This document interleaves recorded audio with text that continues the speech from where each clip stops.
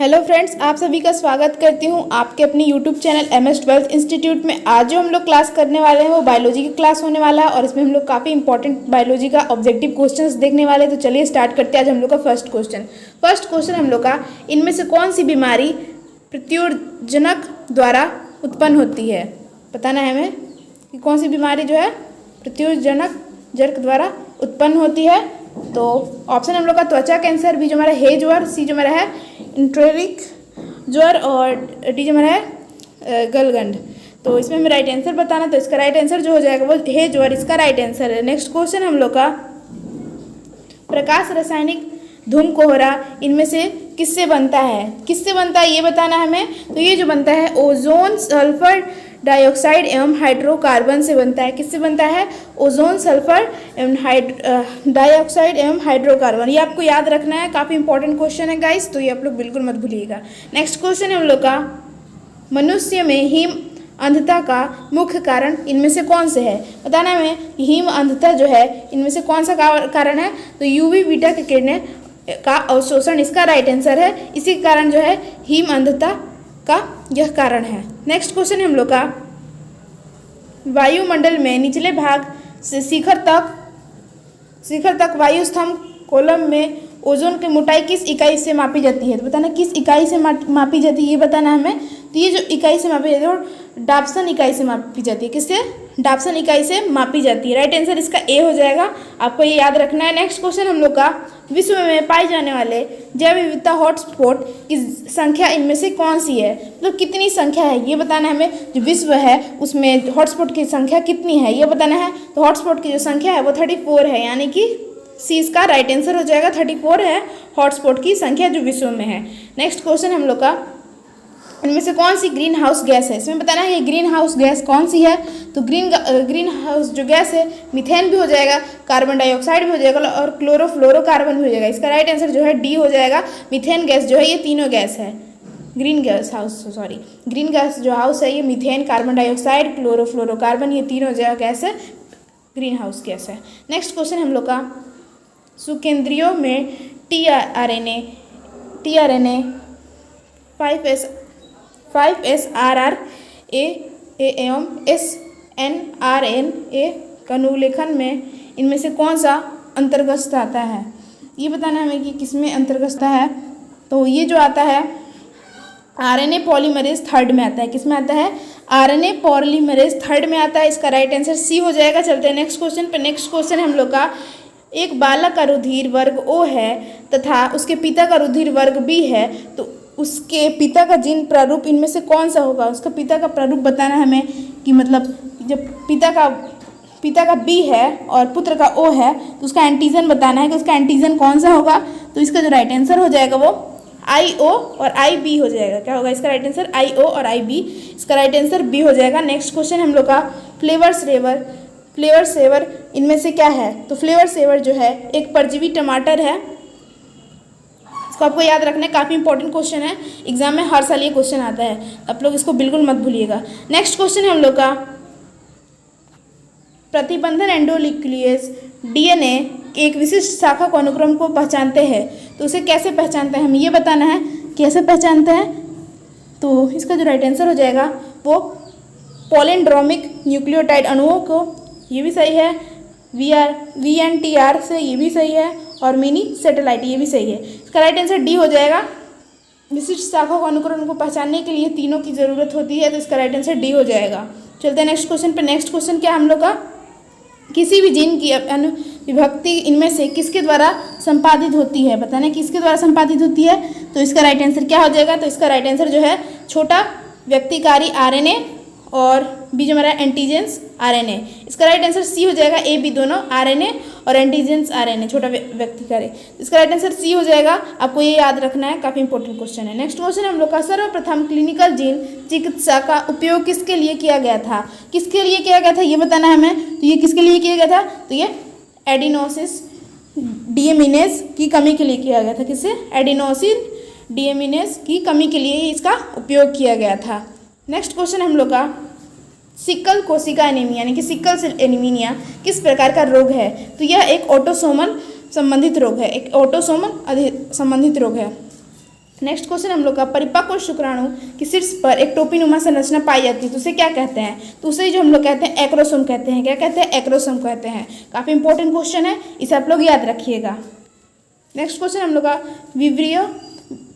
विवरी का संबंध किससे है? विवरी का संबंध किससे है ये बताना हमें। तो विवरी का जो संबंध है सेक्रोमाइसिस से है। किससे है? सेक्रोमाइसिस से। काफ़ी इंपॉर्टेंट क्वेश्चन है। विवरी का जो संबंध है वो सेक्रोमाइसिस से है, इसको आपको याद रखना है। नेक्स्ट क्वेश्चन हम लोग का, बाहरी डीएनए को मेज़बान कोशिका में लाने हेतु जिसका उपयोग कर सकते हैं वो कौन है ये बताना है। तो जीन गन और माइक्रो पिपेट ये दोनों का उपयोग होता है, यानी कि राइट आंसर सी हो जाएगा।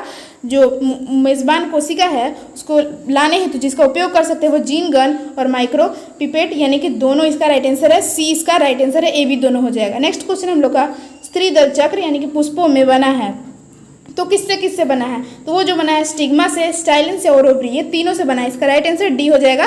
क्या हो जाएगा? डी इसका राइट आंसर है। तीनों से जो है स्त्रीदल चक्र बना हुआ है। नेक्स्ट क्वेश्चन हम लोग का, एमएल मिलर किससे संबंधित है? बताना है कि एमएल मिलर जो है किससे संबंधित है? तो वो जीवन की उत्पत्ति एवं विकास से संबंधित है। आपको ये याद रखना है, बहुत इंपॉर्टेंट क्वेश्चन है, एग्जाम में हर साल पूछा जाता है।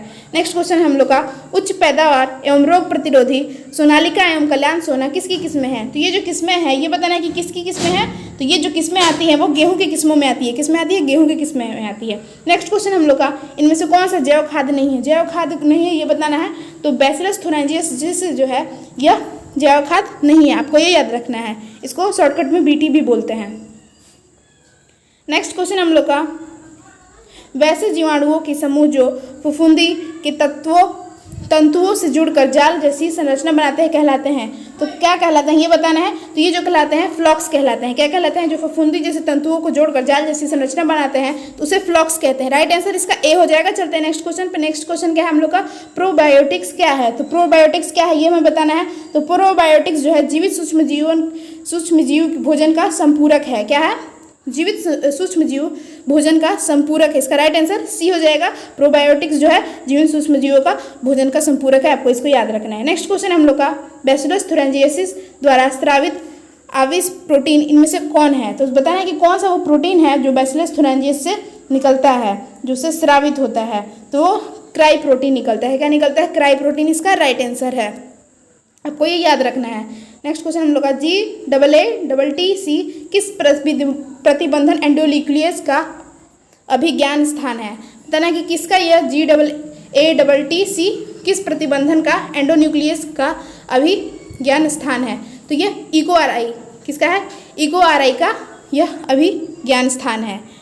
नेक्स्ट क्वेश्चन हम लोग का, सर्वप्रथम निर्मित परजीवी गाय का नाम इनमें से कौन था? जो सर्वप्रथम निर्मित परजीवी गाय थी उसका जो नाम था वो क्या था ये बताना है। तो उसका जो नाम था वो रोजी था। क्या था? रोजी इसका राइट आंसर हो जाएगा। जो गाय थी सर्वप्रथम परजीवी उसका नाम रोजी था। नेक्स्ट क्वेश्चन हम लोग का, इनमें से कौन सा निमेटोडा तंबाकू पौधों की जड़ों को संक्रमित करता है? निमेटोडा तंबाकू के, तो उसमें बताने कि कौन सा संक्रमित करता है। तो बैसिलस थुरिनजियसिस और क्राई-IAC, इसका राइट आंसर ए भी दोनों हो जाएगा। क्या हो जाएगा? डी इसका राइट आंसर है, क्योंकि ये दोनों जो है संक्रमित करता है। नेक्स्ट क्वेश्चन हम लोग का, आणविक तकनीक जिसमें किसी भी इच्छित जीन के अनेकों प्रति इनविट्रो संश्लेषित की जा सकती है तो कहलाती है। तो उसे क्या कह सकते हैं हम लोग? तो उसे जो हम लोग कहते हैं जेल इलेक्ट्रोफोरेसिस कहते हैं। क्या? Gel electrophoresis. और ये जो है समुद्री घास से प्राप्त किया जाता है। एगारोस जेल जो है समुद्री घास से प्राप्त किया जाता है। जेल इलेक्ट्रोफोरेसिस में जो है उसमें हम लोग समुद्री घास का इस्तेमाल, उसमें से एगारोस जेल प्राप्त करते हैं और उसी से जेल इलेक्ट्रोफोरेसिस होता है। नेक्स्ट क्वेश्चन हम लोग का, जीवाणु की कोशिका भित्ति को तोड़कर उसके डीएनए एवं अन्य बृहद जैव अणुओं को मुक्त करने हेतु इनमें से कौन सा एंजाइम प्रयुक्त होता है? तो बताना हमें कि कौन सा एंजाइम जो है प्रयुक्त होता है। तो वो जो होता है काइटिनेज होता है। कौन सा होता है? काइटिनेज इसका राइट आंसर हो जाएगा। जो मुक्त हेतु इसमें कौन सा एंजाइम प्रयुक्त होता है तो वो काइटिनेज हो जाता है। इसका राइट आंसर सी है, आपको ये याद रखना है, काफ़ी इंपॉर्टेंट क्वेश्चन है। नेक्स्ट क्वेश्चन हम लोग का, स्ट्रोली सेल्स यानी कि कोशिकाएं किस हार्मोन द्वारा नियंत्रित होती है? तो ये जो होती है फॉलिकल स्टिमुलेटिंग हार्मोन यानी कि FSH द्वारा नियंत्रित होती है। राइट आंसर इसका सी हो जाएगा।